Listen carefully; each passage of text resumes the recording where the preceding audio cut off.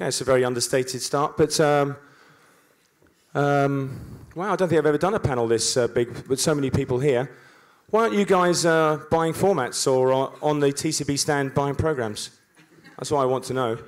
Individually. Can we go around and ask now, one by one? Thank you for coming. Amazing. This is a great turnout, but we've got a great panel. So can I just have a quick show of hands? Producers. Okay. Buyers? Good. Journalists? Okay. Distributors? Right, good. And are there any other? Some others? Okay, I wonder what they're doing. Okay, so welcome to the brave new world of distribution. We're going to try and kill the word disruption because I think there's an English word, wanky, which we all think that potentially the word is. But we've got 4 absolutely brilliant exponents in the world of distribution here. We have Bo Stehmeier, we've got Cathy Payne, we've got Hadas Mozes and Dan Cohen. And I want them to talk through their businesses whilst we're going to follow the path of looking at new platforms. How do you distribute? How do you sell? How do you deal with talent? What are the challenges? So I think these guys will make it look easy. There'll be some times at the end when you can ask some questions. But let's kick off. Okay, so it's only a 45-minute session, so we're going to try and rattle through stuff. So the first question is to Hadas. Is this disruption or is it just evolution? I think it's more of an evolution because timing is changing and new platforms are coming in, and it's about how producers and distributors manage this involvement, either by maintaining more rights, having the opportunity to sell to more places in one hand, but also having this sometimes as a disadvantage because I think 10 years ago, if you had a show in the area, you would have gone and have a show in X, Y, Z. And today, sometimes there are so many new shows, you don't necessarily know which show is on. So it's also managing this expectation of how to be a player in the world where there are so many players. But your business, AED, is a different model, and it is based in Israel. You're going to show a clip in a second. Can you just very quickly give us an insight onto how you've entered the industry and how it is sort of changing some of the models that were already there? Sure. Well, when we founded the company around 8 years ago, we wanted to be more of a one-stop shop place for entertainment, combining talent management, production, and distribution, taking in consideration that basically everything makes sense. We can use the talent for great access for lit, and then produce the show, and then distribute them.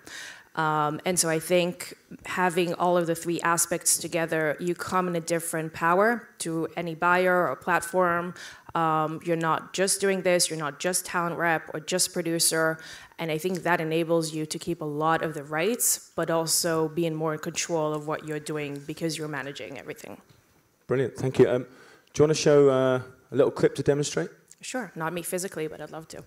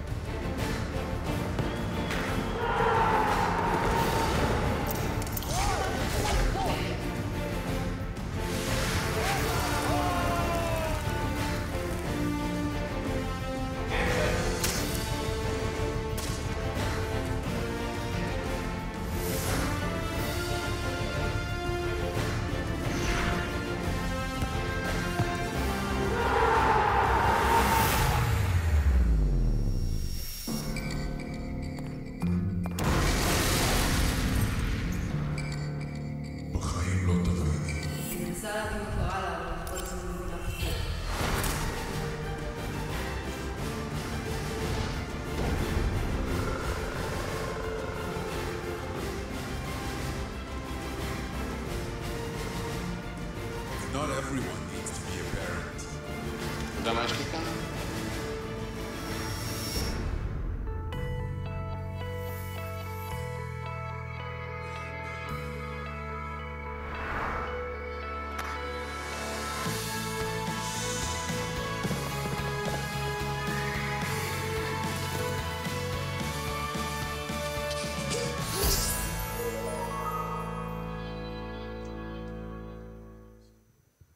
So just before I go on to Dan, how much of that was, did you get onto Israeli channels as pilots? All of these are things that have been produced. In Israel, we less have the format of pilots. Sometimes they'll do, but most of the time they'll just go straight to series. So all of you've seen has been produced, some for multiple seasons. That's a great advantage. So we'll talk a bit more later on. So Dan Cohen is a legend and a friend of the stars. Many celebrity connections, which I hope he drops in to the conversation. Try to stop me. Yeah. So, I mean, we had a phone call before, and he didn't mention George Clooney more than 15 times, so that's good. But we only had about 10 minutes. I have 38 minutes. I can mention George a lot more times. So this is the Dan Cohen show now from here. So, Dan, I think this is useful for a lot of the audience here because this is a US major, and you're approaching things a slightly different way. So, for you, again, is this just market evolution? Yeah, I would say so. And we're in an interesting place. I was actually listening to you, which surprises me. But Paramount is a major studio on the film side, as you know. And whether it's things like Quiet Place or Mission Impossible, Fallout, we're a big studio. But television was a business that Paramount got out of for many years and only got back in about 4 years ago. So we operate as more of a boutique in the television space. And unlike the other major studios who may come with 8 network pilots to the LA screenings, come here with 20 shows, we tend to have just a handful of shows. And we do try to do things that will therefore stand out, so people will stop and pay attention to us because we're not at that volume. And George Clooney is somebody who we've worked with. George Clooney is doing Catch 22 for us. George is a director on it, a co-star and an executive producer. And George Clooney also recently signed a television production deal with Paramount. You just mentioned George Clooney, didn't you? Did I? I knew you did. Oh, I'm sorry, did I?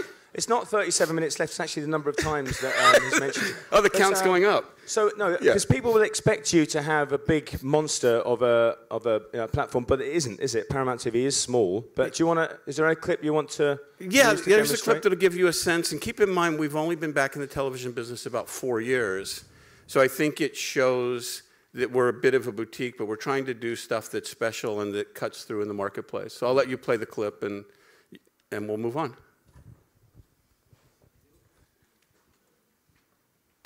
A toast to the beginning of a fruitful partnership.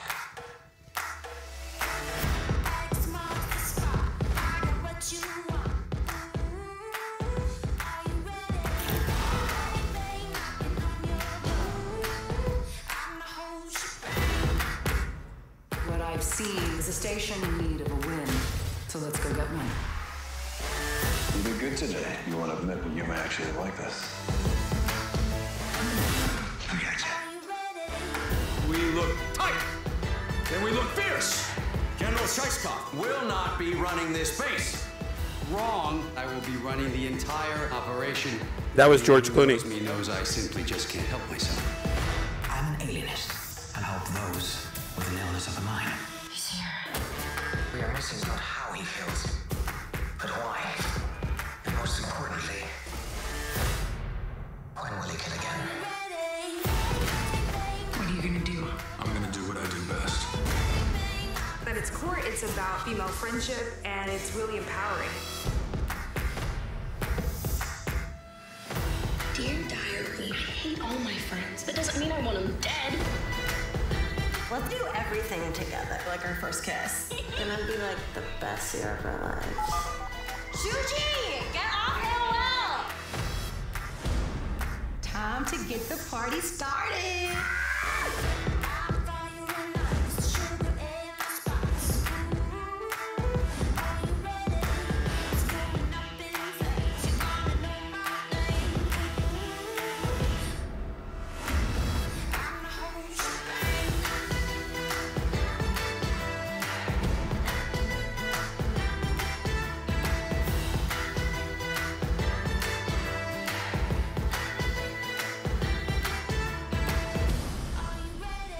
Says there are no friends in espionage.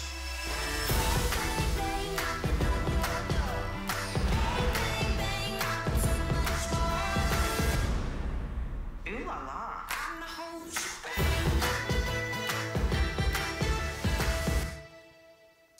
Thank you, Dan. That was very understated, wasn't it? Look, half of them have rushed off to your stand now to... yeah, that was very good. That was annoyingly good, actually. Well done. Did I mention George is in the stand right now? Yeah, no, that was very good. Now, there's one thing, I don't know whether that popped up, and we may talk about this later on. Forgive me for those people who had an order for this for these questions, because the order is now gone, as I expected in my head. But the questions will arrive, but maybe not in the right order. Apologies to the panel. But you talked about spinning off from films, didn't you? Yes. I wouldn't mind just asking you that now, because that's an interesting area that's happening as well. Yeah, it's one of the ways that we've been able to get some traction and get noticed. And if in there you'll saw a number of our series are based on movies. So Shooter is both a series of books and a Paramount movie. The movie starred Mark Wahlberg, who produced the series. Catch-22 is the Joseph Heller novel, but we also made a movie in 1972 that Mike Nichols directed. Spy Who Came In From the Cold, great novel, but Paramount also made the film. First Wives Club, Boomerang are Paramount movies. So we're not so precious that we won't dip into our film category. And in fact, we also, not on the reel, because I didn't want to mention that I've met John Krasinski, but we do Jack Ryan with John Krasinski, who also did A Quiet Place for us. And that was that's a Paramount film franchise as well. So we're happy to lean into that when it makes sense. Yeah, no, that's pragmatic. So can we bring in now Bo? So this is an area, I know may not have the spin-off area, but at Red Arrow, for you, is this sort of classic buy and sell model gone now in distribution? The Weekly is a phenomenal project, and just to give you a bit of background, one of our production companies, Left Right, worked on the New York Times saying you've got a great built-in audience, you've got so many resources and new stories, and need to have a bigger reach. And now they've managed to get exclusive access to the New York Times for an entire year, and we'll be breaking news stories as they happen. And they're not just news stories, they're narrative news, and we really maximize on the journalists' power that they have. The reason why this is relevant is it is disrupted, but also positively. So when you look at sort of big brands like New York Times, they are interested in moving into different media. They're also interested in making money, but they also need reach. And for the first time, a distribution company can give all of that. So rather than just giving a return on the rights, you give them reach, you give them powerless, and you cross-pollinate between the different media. And I think that's where a distribution company these days has a very unique standing. Buyers are buying earlier and earlier and earlier because they need to make sure they get the best shows. So a distribution company needs to offer shows earlier and earlier and earlier. And before you know it, you're a production company, you're an agent, you're packaging with talent. And I think that's where it's almost a renaissance for distribution companies because their business models are becoming much more playful and interesting. No, and I want to go on to that business model, definitely. That's buying earlier as well is a really good point. But going into the nuts and bolts of distribution, we have, who I always say is, there's no one better than Cathy Payne in distribution. Sorry, Cathy, but, it's true. You're very modest. But going into the nuts and bolts of how a distributor operates, with a big monster of Endemol Shine, how do you manage the process? And I know you are, queen of processes within distribution, so that is a compliment. But how do you manage that, and how do you sort of £250 million turnover business, something like that? So how do you do that? All the little deals that are happening out there. How do you manage all of that? Well, we've always talked about understanding what you've got in the catalogue. We have a huge catalogue, and a lot of the catalogue and what we're dealing in now are tiny right subsections. So I think it starts off with, you do have to have processes, you do have to have a really good rights management system. I remember we started our rights management system in 1997, so it's really developed. It captures all the shows that we represent, whether they're our productions or third party. And if you asked me to run off a report of what was available for SVOD worldwide for one of our titles, it would take about 2 minutes to do that and give you all the information. However, I think capturing rights, making sure they're cleared, and that's just part of the strategy of how we service those platforms, how we maximise our catalogue. And because I've always worked my whole career in integrated production distribution, so working in production, sitting down, looking at a show right from the beginning with the producers, how are we going to finance this, which is the best route to market.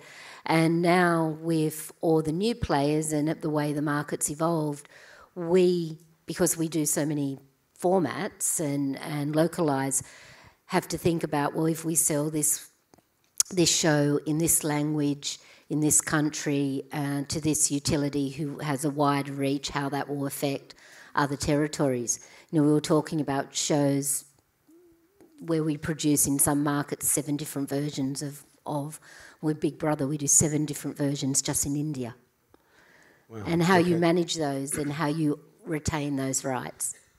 And this again for the audience, because what you just... yeah. No, what you just said is that duty of care as well for producers, because 2 minutes turnaround, is this available? That helps speed up the pace of business, and we'll talk about that a bit later on as well. But this might be useful for you guys, but linear versus non-linear, what do you reckon that is now in your sort of revenue?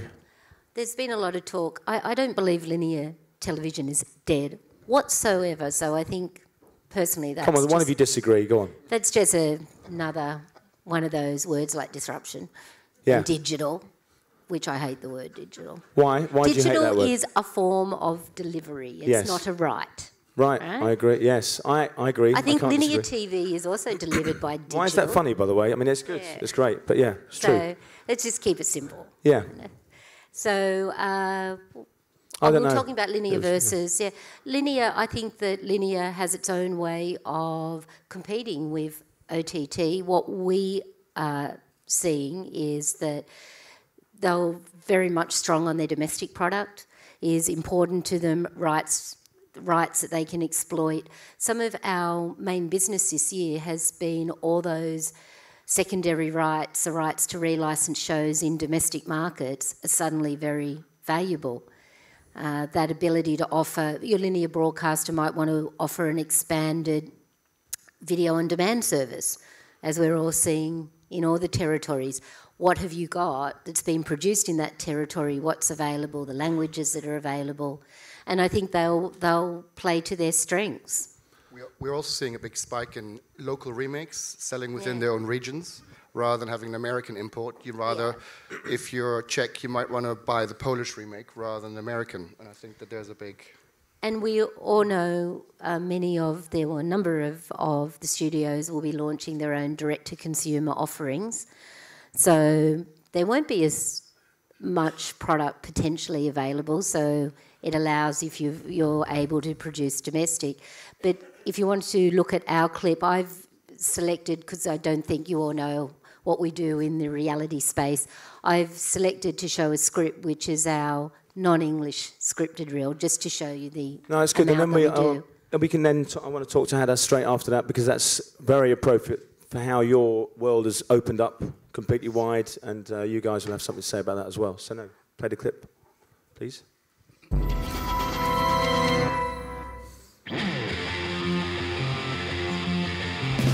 t'arrives tard, on avait commencé sans toi. Comment ça? ¡Son la diversión! Aquí seremos libres, hijo mío. Alles genau wird sie. Diese Stadt ist krank. Es muss Schluss sein mit allem. Sorry, we have things we need to berätta för oss.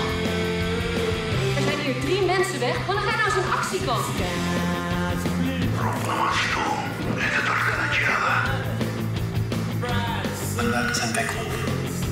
Дворец работает один. Om jag stannar kvar här så är det rätt god här.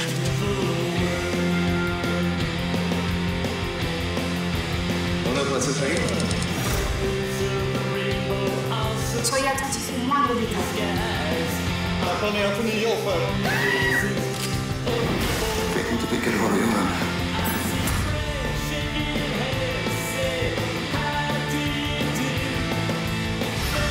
זה משפחת מרדכי, שמעת?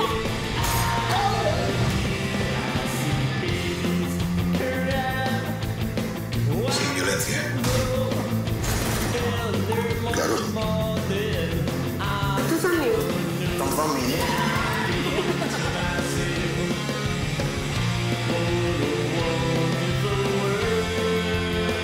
Uudom on se elu pokatu. התחתנתי עם אתיופי. או, זה סיפור.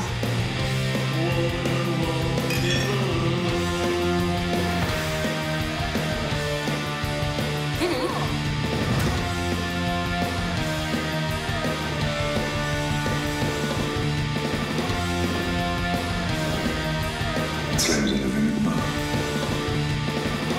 אפשר מידע?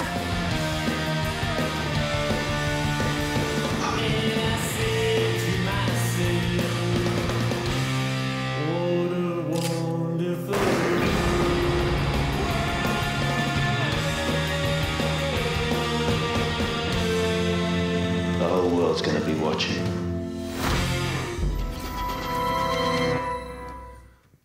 That was brilliant, wasn't it?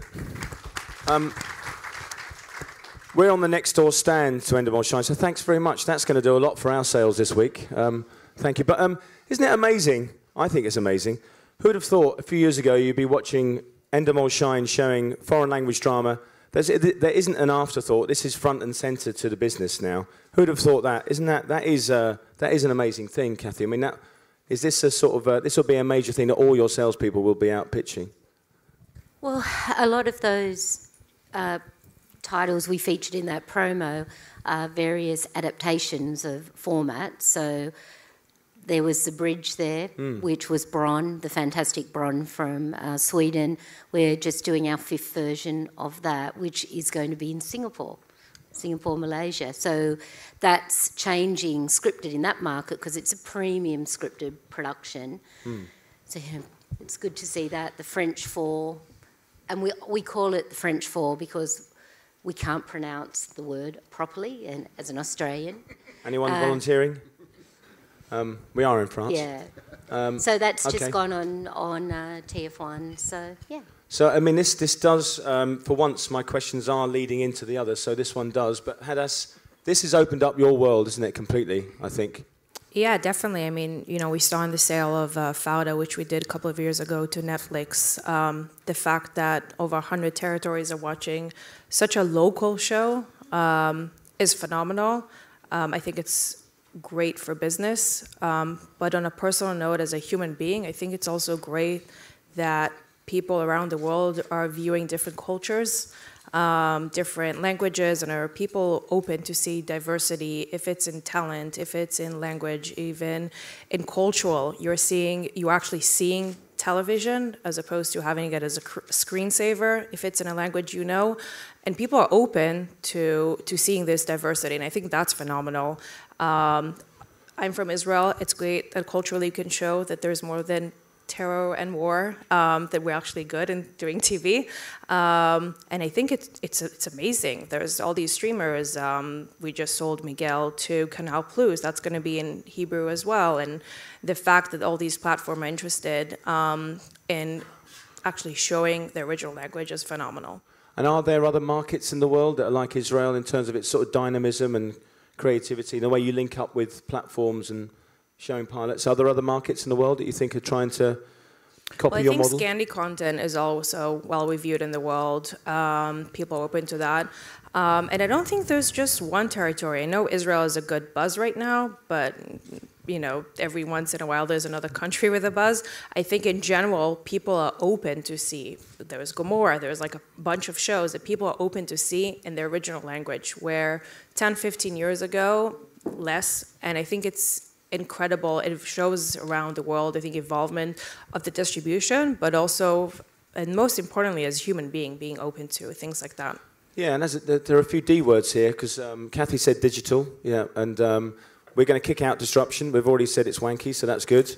But what you said is diversity, and it's the breadth of diversity. It's not the diversity that we know about as a high-profile sense. This is diversity of consumption, isn't it, as well, and diversity of platform, because the viewer is now finding many other ways to consume. So, but just before, I want to ask Bo something about that. But Dan, how have the US majors sort of coped with this? Because there's this diversity everywhere and foreign language. How are they now fighting back or joining in? Yeah, I think we're operating a little differently maybe than some of the other majors. And one of the things Cathy said quickly, but it's really impactful right now, is that you'll see a lot of the other majors are launching their own streaming services. So Disney's announced one. They're acquiring Fox to bolster the content. Warner Media has talked about expanding what HBO is doing to be more Warner-centric. So I think for Paramount, we're owned by Viacom. We're not at a place where we intend to do that. So rather than launching a streaming service to compete, arguably, with our traditional clients, we're sort of a Switzerland. We're open for business. We're doing stuff with everybody, from a Netflix and Amazon to our traditional clients, Sky, Canal+, ProSieben, around the world. So for me, I think that that's a good place for us to sit. And even on this format, the international production discussion, we have a show on Netflix right now. It's an American remake, but it's Maniac, which we found in Europe, and then we recast it with Emma Stone and Jonah Hill, neither of whom I know. That's disappointing for you, yeah, Dan. It's very disappointing for me. But I think we're trying to do business. Do an introduction for Dan here? Sorry. We're trying to do business with everybody, AVOD through SVOD, any sort of business model. And I think Cathy's point's a good one for folks in the room.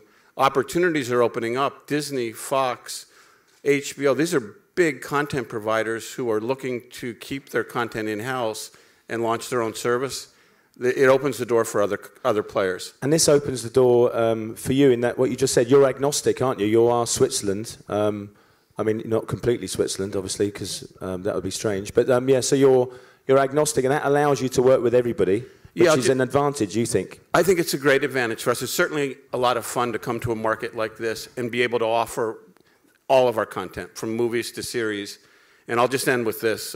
We're doing a miniseries with George Clooney called Catch-22. The reason I bring it up here is we have 3 launch partners: Hulu, streaming service in the US, Sky Italia, traditional pay platform in Italy, Channel 4, UK broadcaster. So in one project, 3 markets, 3 different business models, and for me, that's really exciting. And that's what we kind of thing we try to do. Brilliant. Yeah, I just want to echo that. It's the same with the weekly, where there are 2 windows in the US between FX and Hulu. Or we've got another show, a German remake, Last Cop, called Falco, and it's window between Amazon and TNT in Latin America with the window at Telemundo. And I think it's the speed to market, having a good IP, but also the OTTs and the linears are very happy to work together to maximize on the brand and the audience. And it's not like one or the other. It's, put them all together in a room. That's also why, to Cathy's point, she's completely correct. Linear is not going away. It's just not. I think it also helps. We're a fairly large group that you have production services available for other producers all over the world. So if we want to shoot a show in Poland, we'll go to our Polish production company there who'll be able to provide services. Likewise, all the executive producers who are attached to the shows, the consultancy that travels around there to help the executive producer, just advice, and then distribution to help finance shows.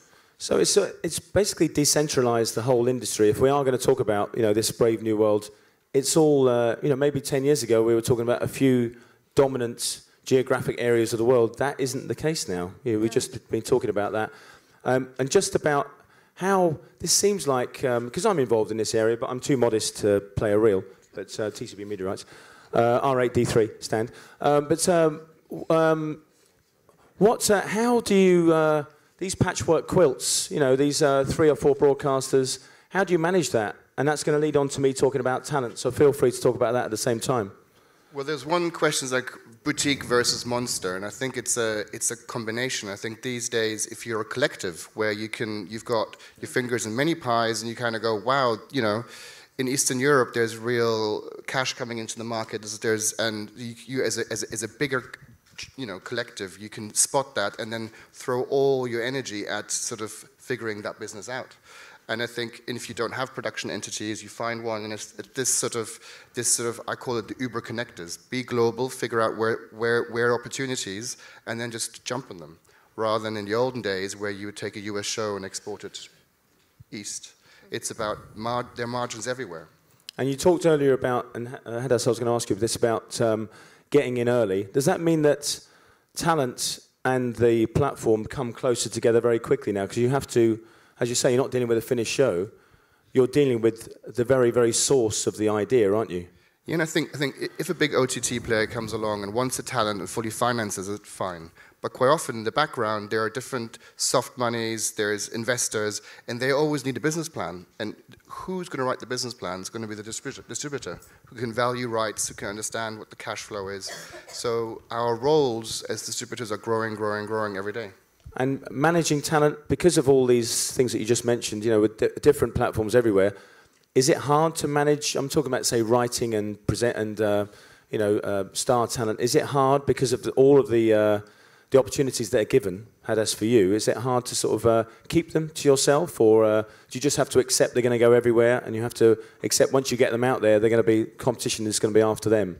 I think it depends of where you go and how you do the deal. There's no one form for that. There's different forms, and I feel the more structured you come, if the project is more developed, and then you go to a buyer and you have some outsourced financing, you're a different position. If you go with something very preliminary to a place where nobody has financed it. I want to also discuss a little bit of what you guys said before in regards to the boutique versus monster, or having the different facilities. Us as producer, we've been producing different versions of our Israeli shows. We've produced in India and Mexico and a lot of Latin places.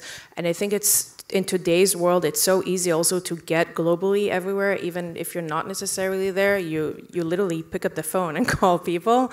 And so I think the model of being us basically as more boutique it really depends of pros and cons in everywhere. I feel sometimes it may be a great advantage of just like doing everything fast, not being through political levels of sending something in a place there it might not be right for, but you have to because of the political aspects on that. And so it just depends. Having said that, even though on the boutique kind of aspect, as their opportunities come from handling their talent, or as you say, combining the distribution and production, which I do feel a great facilitation to each other. I think today everybody understands that content is the king, and that's also leading to diversity in which if the show is good, it doesn't matter at what language it is, and having the talent that can facilitate that, especially in, both George Clooney and, Emma Stone and people like that, but also on the lit side, I think managing writers and having an easy access to writers is a huge advantage, and I think that's where the world is going, understanding worldwide writers. I mean, we have some writers who are writing shows directly to France. It's not even a format, and in the UK and doing things like that. And I think that people understanding that, yes, it could be a show, it could be a writer.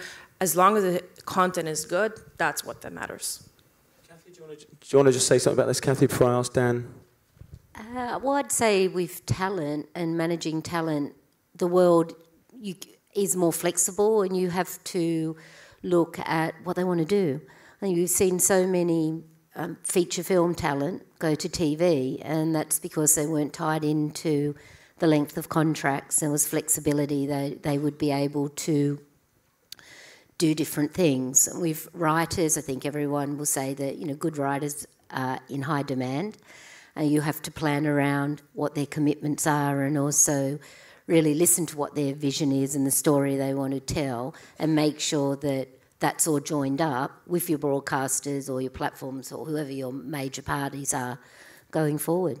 Well, it must be, thank you, but it must be for you, Dan. You're in the, it is diversity now in terms of geography, but where you are now, that's the hotbed. I mean, surely that is hard now with talent because they are getting bombarded, aren't they, with offers?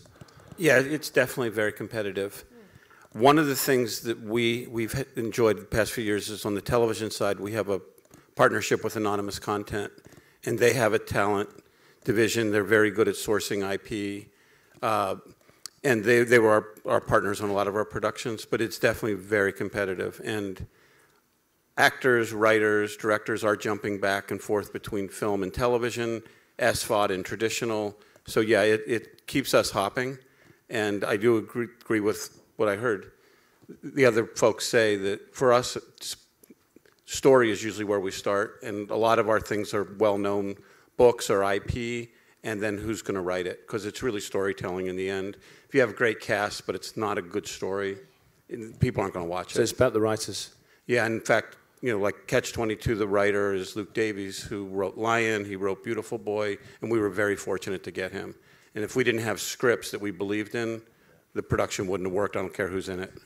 Yeah, I often agree when people will want financial models done for distribution. What are you going to do, this, that? I'm going, well, the first thing before I do anything is I want to read the script, because that will engage so much. So you're looking for that vision. Yeah, I think the one word that Hadas used like 5 times was speed, speed, speed, speed, and everything is speeding up. But there's one thing you can't speed up, and that's writing. So all the business models are stacking up, but there's not enough creative talent to get the scripts to a standard where you can actually finance them. So are there just now more writers around than there were before? So how is the pace of business well, that's why the price points are going so high up and everything is being pushed, and it's because the creative talent, just they need the time to get the shows ready. And so there's a... I don't think there's more, to answer that, not necessarily there's more writers, but people are open, you know, not speaking just from my territory, but, you know, writers coming from LATAM and more from UK and France, and there's just more, you know, international writers coming in. Completely agreed about the pace and about the script. It's all about the good script. That helps to attach also the big names and everything. So that's one thing you can't speed. Is this slowing down or is it speeding up, this pace? I mean, how fast can it go? This, the level of, you know, numbers of new launches and platforms getting very aggressive. Where are we going with that? Well, I think we're in a period of heavy consolidation, M&A. The companies are getting bigger and bigger and bigger, and any of these bigger companies have big funders behind them, and they are judged quarterly by their profit and loss. So the more M&A you see, the more the industry will be sort of managed by big financial institutions. And I think they don't have the time that sometimes content needs. And I think that's where distribution companies quite often build a buffer and try to manage that discrepancy. By internally commissioning and things like that? Right, because of, you made a point earlier which was away from here, which was about, yeah, big businesses want quarterly reporting. So you have to respond to that now, and so the content world is almost being dictated to by the fact that, you know, you have to return very quickly. I don't know whether that's, are you noticing that at all? Well, I think the Hollywood studios have been big businesses for many, many years, and I'm sure they have quarterly reporting. I think any big business, whatever you do, but I do agree with the point that if, you know, financial investors might have a different vision than other investors. And is sorry. Yeah, I just wanted to say one thing. I'm speaking maybe a little bit for my company. I think it was a little bit smaller than all of you guys, and I think that's a difference sometimes between being from a position where you do have the time to focus on creating and doing, you know, what's right for the content, where sometimes it's not up to you. You just really need to move quick with the results on the quarterly, you know, reports coming in. And so I think for us, obviously we do want financial reports good coming in, but it's also about sometimes it is what it is. If it needs to take more time, it will take more time. You know, we have one show where we just got commissioned by HBO, Euphoria. We've worked on the international aspect for probably more than 5 years on that. And now we got commissioned. We have Drake as an EP, and there's like amazing piece of people attached, and Daya's lead, and it's just, it took time, but, you know, ended up coming great, so. And that's something that you're talking about as well now, because, yeah, you're a smaller business, but reputation, is that less important now? Because it's, maybe that's demonstrated in your success, is that you've had a reputation obviously before, but other companies here as well, is that an inspiration in that maybe reputation was more important before, but you can build that reputation quickly. You can get your profile out there, and maybe before it was harder to cut through. Is it now easier to cut through if you've got, you know, good written content, obviously? But are you finding that's helped your business because of people are much more open, and therefore its reputation is there, but you have to you can build it quickly? I don't know how quickly. You need to bring results to build it. I mean, Right. even if you have good content, if nobody knows about the content, then it doesn't really matter. So I think if you work and bring results, that it does. And sometimes, yes, it can happen faster because of everything, the news coming up really fast and social media, and a lot of things are out really, really fast as opposed to several years before.